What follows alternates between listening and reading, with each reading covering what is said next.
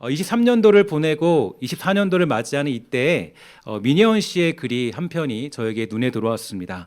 이런 글인데요. 한번 잘 들어보세요. 과거는 지나간 시간이다. 과거는 우리가 어떻게 바꿀 수 있는 영역이 아니다. 그러므로 과거에 너무 연연하여 시간을 보내는 것은 현명하지 못하다. 지금 내가 해야 할 일은 미래를 생각하고 준비하는 것이다. 나에게 주어진 일들을 감사함으로 받아들이라. 그리고 최선을 다해 그 일들을 성실하게 하라. 오늘이 지나면 오늘은 다시 과거의 시간이 된다. 후회하지 않는 삶을 살기 위해서는 주어진 오늘에 충실하게 삶을 사는 것이다. 이렇게 최선을 다해 오늘을 살아간 사람에게 미래는 약속처럼 주어진다. 여러분 어떻습니까? 이 글을 읽으면서 여러분 나는 어떤 사람인가? 나는 지금 미래를 바라보는 사람인가에 대한 질문을 던져볼 수 있지 않을까요? 종종 많은 사람들이 과거에 사로잡혀서 미래를 보지 못하는 경우가 있게 되는데요. 잊지 말아야 될 사실은 미래를 보는 눈은 바로 지금 현재라는 것입니다. 과거에 집착하여 사는 사람들은 어두운 미래만 보이지만 현재에 충실한 사람들은 새로운 미래를 볼 수가 있게 되는데, 그러므로 우리는 과거를 사는 사람이 아니라 오늘을 사는 사람이 되어야 되고, 오늘을 사는 사람이야말로 내일을 약속처럼 받게 되는 것입니다. 많은 사람들이 우리에게 이제 오늘을 어떻게 살까 이런 어떤 고민에 빠져 있는데, 어떻게 하면 이렇게 더 좋은 미래를 살 수 있을까라는 고민에 빠지게 됩니다. 무엇에 투자할 때 비로소 괜찮은 미래를 얻을 수 있을까 생각하며 살아가는데요. 과연 어떤 오늘을 사는 것이 미래에 대한 최선의 선택이 될 수 있을까요? 돈을 많이 버는 것도 해답이 될 수 있고, 지식을 많이 쌓으며 관계를 많이 맺는 것도 좋은 미래를 보장받을 수 있는 오늘의 선택이 될 수 있겠지만, 무엇보다 가장 위대한 우리의 선택은 이 땅을 다스리시는 우리 하나님께 충성하며 살아가는 것인 줄 믿습니다. 왜냐하면 아무리 돈을 많이 벌고 대단한 지식을 가지고 있다 할지라도 영원한 이 땅의 주관자가 되는 것은 불가능하기 때문이겠죠. 그래서 오늘 우리가 만나는 시편 99편은 이 만민을 위엄으로 다스리시고 공의를 사랑하시고 자기 백성을 자비로 대하시는 거룩하신 하나님을 찬양할 것을 우리에게 선포하고 있습니다. 왜냐하면 오늘 이 땅을 살아가는 우리들에게 주님을 찬양하는 일들보다 가치 있는 일은 존재하지 않기 때문이죠. 사도 바울은 뭐라고 고백하냐면 빌립보서 3장 8절에 보니까 우리에게 이렇게 고백하고 있습니다. 우리 함께 다 같이 한번 읽어보도록 하겠습니다. 시작. 또한 모든 것을 해로 여김은 내 주 그리스도 예수를 아는 지식이 가장 고상하기 때문이라. 내가 그를 위하여 모든 것을 잃어버리고 배설물로 여김은 그리스도를 얻고. 아멘. 그렇다면 왜 예수 그리스도를 아는 지식이 가장 고상하고 위대한 일이 되는 걸까요? 거기에 대해서 오늘 우리가 만나는 시편은 다음과 같이 밝혀주고 있는데, 두 가지의 내용을 저는 여러분들에게 소개해드리고 싶습니다. 첫 번째로 우리 하나님은 위대하시고 모든 민족보다 높으신 분이시기 때문이고, 두 번째로 우리 주 하나님은 거룩하신 분이기 때문입니다. 이 사실을 믿기를 주의 이름으로 간절히 부탁을 드리겠습니다. 물론 이러한 사실들이 어쩌면 우리에게 정말로 찬양할 이유가 될 수 있을까라는 고민이 들 때도 있지만, 본 시편을 작성했던 사람이 다윗이라고 가정할 때 오늘 선포되는 이 고백은 참된 신앙의 고백이 될 수 있다라는 거겠죠. 다윗이 어떤 사람이었습니까? 실제로 그는 자신에게 주어진 그 삶 속에서 하나님은 모든 민족의 그 무엇보다 위대하시고 거룩한 분이라는 사실을 삶으로 체험한 사람이 바로 다윗이었습니다. 특히 사무엘하 8장 14절에 의하면 다윗이 경험했던 하나님이 누구신가에 대해서 잘 표현하고 있는데요. 이렇게 나타나 있죠. 다윗이 에돔에 수비대를 두되 온 에돔에 수비대를 두니 에돔 사람이 다 다윗의 종이 되니라. 다윗이 어디로 가든지 여호와께서 이기게 하셨더라. 아멘. 가는 곳곳마다 하나님의 도우심으로 말미암아 이 다윗은 승리할 수 있었기 때문에 자신 있게 하나님을 찬양하고 높이고 하나님만이 최고라는 사실을 선포할 수 있었습니다. 전쟁에 능하신 하나님, 적들을 물리치시는 하나님, 그러니 모든 민족들보다 높으신 하나님을 자신 있게 선포할 수 있던 사람이 바로 다윗이었던 것입니다. 이런 면에서 우리는 오늘 다윗과 같은 복들이 우리에게 임하게 해달라고 기도할 필요가 있는데요.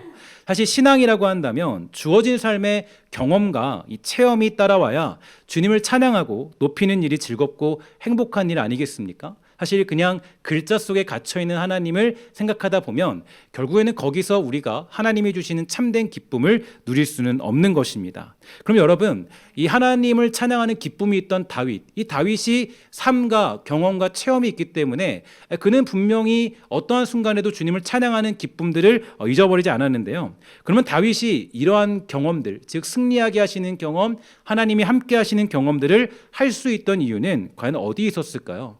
그가 아무것도 하지 않았음에도 하나님이 그에게 그러한 승리들, 어디든지 가서도 이길 수 있고 누구든지 그들을 정말 자기의 종 삼는 능력을 얻게 된 이유는 어디에 있을까? 그는 하나님 마음에 합한 자였다라는 평가를 받고 있는데, 바로 언제나 이 다윗은 하나님을 힘껏 다해 찬양하고 전심으로 주님을 높이는 자였기 때문입니다.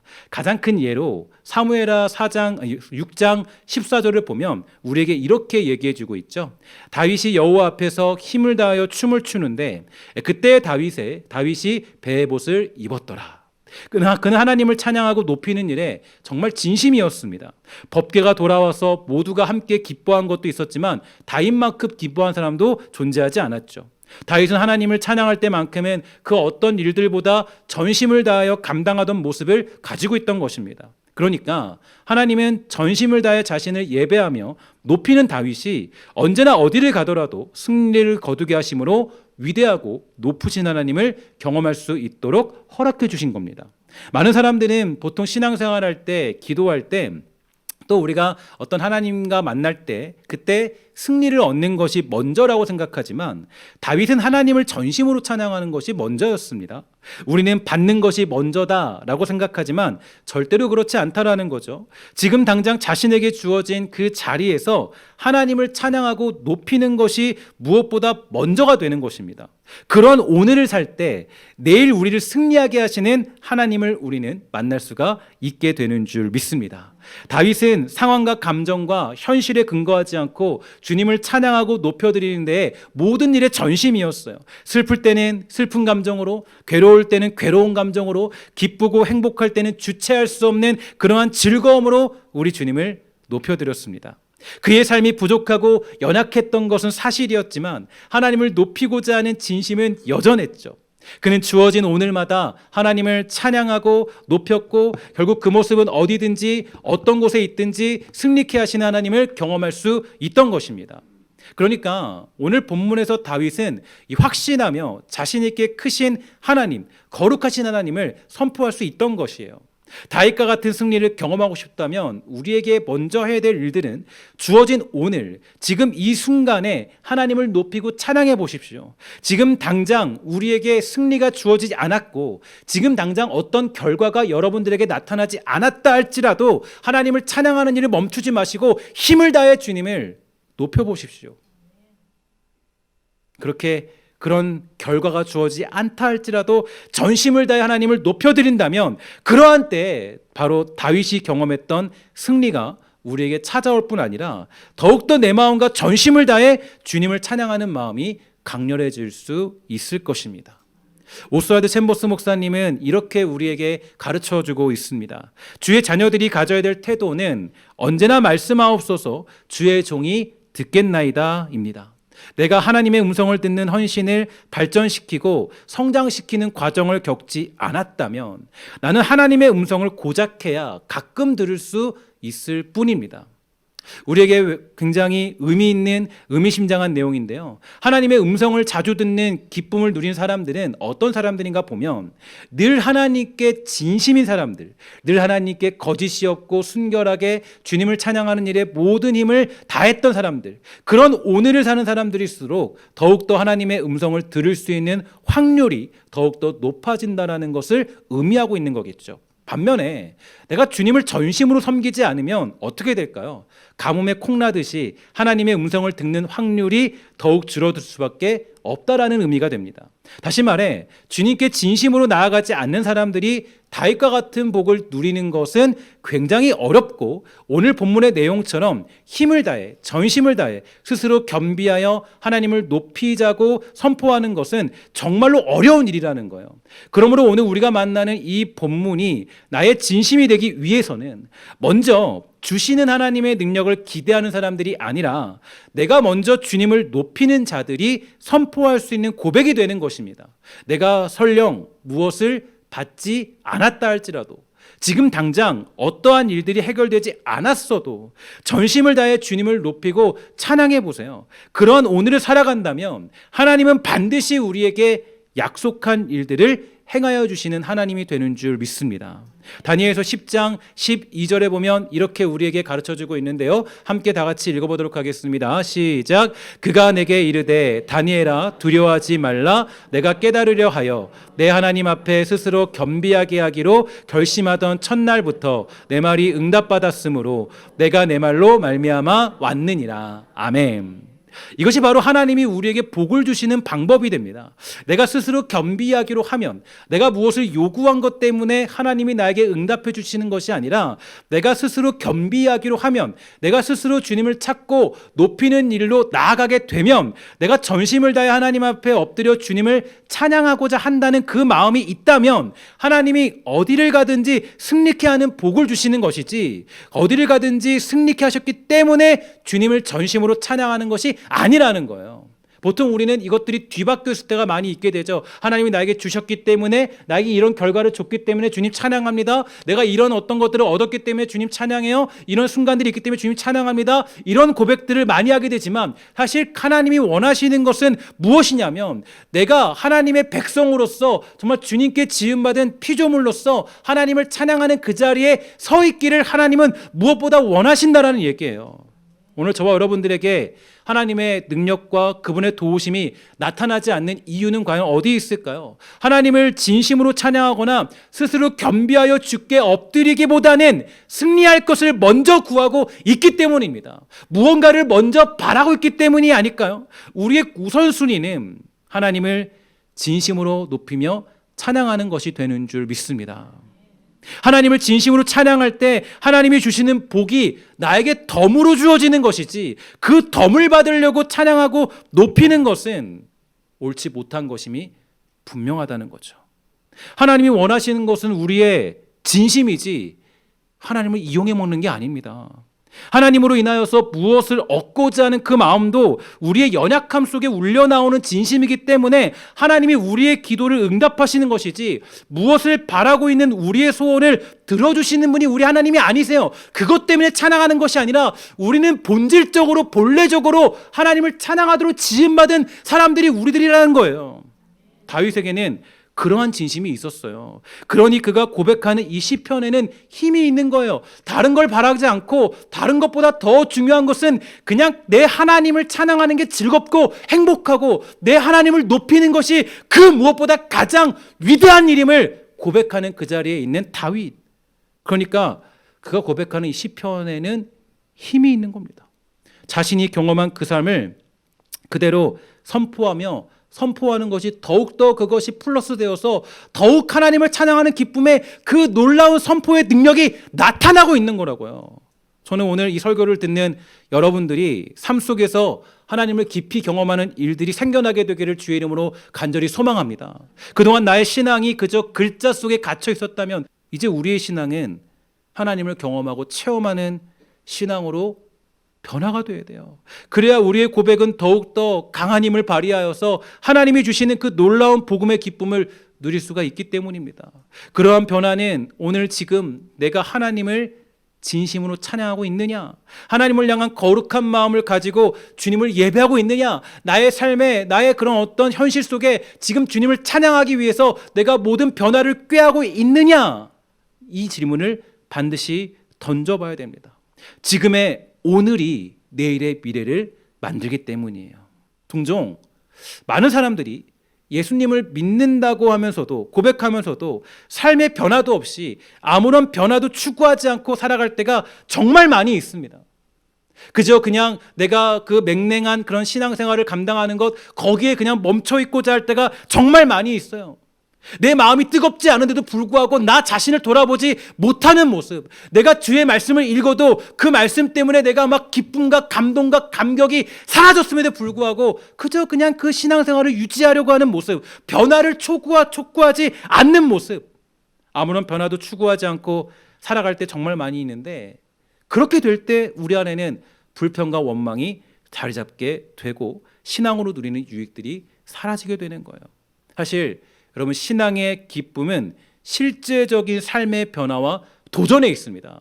어디에 있다고요? 실제적인 삶의 변화와 어디에 있어요? 도전에 있는 거예요. 실제로 신앙의 기쁨과 유익은요, 내가 정말 멈춰있지 않고 여전히 새로운 표대를 향하여서, 새로운 목표를 향하여서 잃어버렸던 그 마음이 회복되기를 간절히 원하는 그 마음의 도전에 있습니다. 그 도전과 변화가 사라지면 내 마음속에는 다시 불평과 원망이 자리 잡게 되고 하나님을 기뻐하는 그 자리에 서지 못하게 되는 거죠.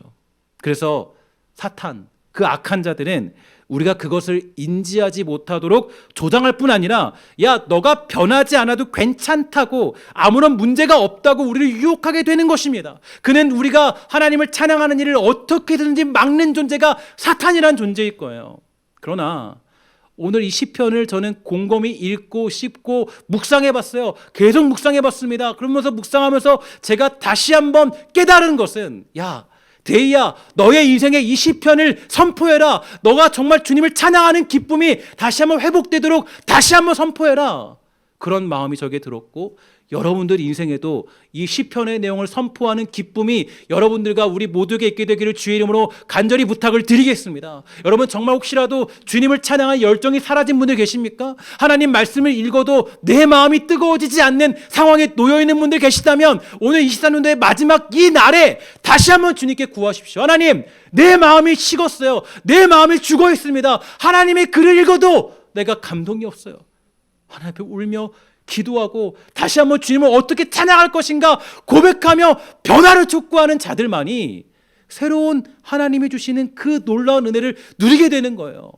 악한 자는 그래서요, 특징이 뭐냐면 도전을 하지 못하게 만들어요. 멈추게 만든다고요. 사탄의 특징이 뭔지 아세요? 야, 너 괜찮아. 거기까지야. 움직이지 마. 꼼짝 마. 너 거기서 괜찮다고. 너 변화하지 않아도 괜찮아. 라고 우리를 유혹하고 거기서 우리를 안정감을 가지게 만들어요. 그러나 여러분, 제가 보니까요, 신앙이라는 건 끝없는 도전이고 끝없는 변화예요. 끝없는 완성을 향해 달려가는 거라고요. 내가 죽어있으면 다시 한번 나를 깨우치는 게 우리가 회복해야 될 신앙의 유익이 되는 거예요. 지난주까지 묵상했던 빌립보서를 기억하시죠? 사도 바울은 빌립보 교인들에게 이렇게 말했습니다. 나를 본받으라, 이렇게 고백했어요. 나를 본받으라고 한 것은 그가 그저 예수 그리스도의 부활의 이야기를 전파한 것만이 아니라 주어진 자리에서 예수 그리스도의 부활을 살아내고자 하는 삶을 최선과 힘을 다해 살았다는 것입니다. 여전히 그는 매일같이 표대를 향하여 그 완성을 향해 달려가는 일을 멈추지 않았다라는 거예요. 자기를 치고 복종한 것이 꼭 나의 나쁜 생활만을 얘기하는 것이 아니라, 가끔 가다 보면 사도 바울도 죽어있는 마음이 있잖아요. 예수님을 찬양하다가 보면은, 내가 신앙사다 보면은 나도 모르게 정말 주눅 들어있는 모습들이 있잖아요. 그러나 그러한 때에 자기를 치고 복종해서 여전히 부활을 살아내는 그 자리를 나는 살았으니 너희도 그렇게 살아야 된다. 멈추지 말고 죽어있는 너의 영혼을 치고 복종시켜서 다시 한번 주님을 찬양하는 그 변혁의 자리에 있어야 된다라고 사도 바울이 우리에게 가르쳐주고 있는 것입니다. 그는 예수님이 허락하신 부활의 길을 살아냈고 또 그 길을 걸었고 부활의 길을 걸었더니 사도 바울은 예수 그리스도의 부활이 주는 진정한 유익과 기쁨을 누릴 수가 있던 것이죠. 오늘 우리의 신앙도 이러한 신앙으로 변화되어야 되는 줄 믿습니다. 여러분, 멈춰있는 신앙에서 벗어나서 사탄의 음성에 귀 기울이지 마십시오. 사탄은 여러분들에게 가만히 있으라고 얘기해요. 너 괜찮아. 그 정도면 신앙 괜찮아. 그냥 멈춰있어. 그 정도면 됐지라고 얘기하지만, 하나님은 다윗이 그렇게 배봇을 입고 주님을 찬양하는 기쁨을 기뻐하셨어요. 그게 우리가 회복해야 될 진짜 모습이라고요. 그리스도인의 진정한 유익과 가치는 뭐예요? 내가 뭔가를 받았기 때문이에요? 내가 뭔가를 누렸기 때문이에요? 야, 내가 그리스도인이니까 뭔가를 받았지, 내가 뭔가 허락받았지, 뭔가 누렸지, 그것 때문에 내가 행복한 것입니까? 그게 그리스도인의 모습이에요? 아니에요. 그리스도인의 진짜 즐거움은 뭐냐면 하나님을 높이는 것 때문에 즐거워하는 게 진짜 그리스도인이 되는 줄 믿습니다. 하나님을 찬양하는 그 기쁨이 있는 사람들이 진짜 그리스도인이에요. 어떤 순간 때문에, 내가 받은 결과 때문에 행복한 것이 아니라 나에게 주어지는 어떤 상황 속에도 하나님을 찬양하는 그 자리에 있는 것 때문에 기뻐하는 것이 진짜 그리스도인의 모습이 되는 것입니다. 여러분 함께 고백하도록 할게요. 하나님은 우리의 창조주시며 나는 주님의 피조물입니다. 그 다음 문장 읽도록 하겠습니다. 시작. 주여 말씀만 하옵소서. 주의 종이 듣겠습니다. 또 다음 문장 읽습니다. 시작. 나는 쇠하고 그는 흥하여야 하리라. 아멘. 이 고백이 우리를 기쁨으로 만드는 거예요. 나의 창조주시고 나는 피조물입니다. 이것보다 더 큰 기쁨이 어디 있어요? 내가 피조물이라서 주님 찬양하는데 이것보다 더 큰 즐거움이 어디 있냐고요. 우리는 때로는 너무나도 하나님을 찬양할 이유를 막 찾아내려고 그래요. 뭐 찬양할 게 뭐지? 하루에 10개밖에 안 돼요. 설마 뭐 15개밖에 안 돼요. 1년 동안 10개 더 없나? 아니에요. 우리는 그냥 모든 것들이 하나님 찬양할 일이라고요. 주님 말씀하시면 듣는 것 때문에 행복한 것이고 나는 쇠하고 그는 흥하여 하리라. 이 고백 하나 때문에 행복한 거라고요. 이게 진짜 그리스도의 누리는 진정한 기쁨과 유익인데 때때로 우리는 이러한 진짜 기쁨들을 잃어버릴 때가 너무나 많이 있습니다. 사실 제가 이 말씀을 준비하면서 그런 상황에 빠져 있는 저 자신을 목격했어요. 내가 설교를 하고 있지만 말씀을 전하고 있지만 어쩌면 나는 정말 내가 정말 어떤 하나님께 찬양할 이유만 찾고 있는 그런 사람이 아니었는가. 내가 설교하는 것으로 만족하고 내가 주의 사람으로 사는 걸 만족하고 그리스도이기 때문에 행복하고 주님을 찬양하는 것 때문에 행복하고 이 시편을 읽으면서 가슴이 봉봉봉봉 뛰는 그것 때문에 감사하고 즐거워야 되는데 때때로 나는 감사할 거리를 찾아야지만 주님을 찬양하고 조금 기분 좋고 마음 좋아야만 주님 즐거워하고 그때서만 그냥 하나님을 높이는 그런 사람 아니었는가? 그러면 진짜 기쁨을 우리는 누릴 수 없는 거예요. 그리스도인이 누리는 진짜 기쁨은 뭔지 아세요? 그거는 그저 그냥 내가 어떤 순간이어도 내가 지금 어떤 자리에 있다 할지라도 여러분들이 지금 어떤 결과를 받지 못했다 할지라도 찬양할 거리가 하나도 없는 그런 상황에 놓여 있다 할지라도 그냥 이 시편을 읽으면 그냥 이 선포가 행복한 사람들, 그냥 하나님 높이고 즐기고 하나님을 정말로 높이며 찬양하는 것이 즐거운 사람들, 이게 진짜 그리스도인의 회복해야 될 모습이고 여러분과 제가 잃어버린 모습이 되는 것입니다. 저는 여러분들 모두가 다시 한번 주님을 찬양하는 기쁨이 회복되기를 원하고 24년도는 실제적으로 여러분 멈춰있지 마시고 주님을 찬양하는 일에 최선을 다해 보십시오. 어떤 순간에 내 마음이 죽어 있다면 하나님 앞에 나아가 주님을 찬양해 보세요. 그러면 하나님이 우리에게 은혜 주시고 주의 은혜를 베풀어 주시는 줄 믿습니다. 제가 종종 말씀드리잖아요. 스펄전 목사님은 앞에서 정말 어느 날 갑자기 펑펑 울고 있는 거예요.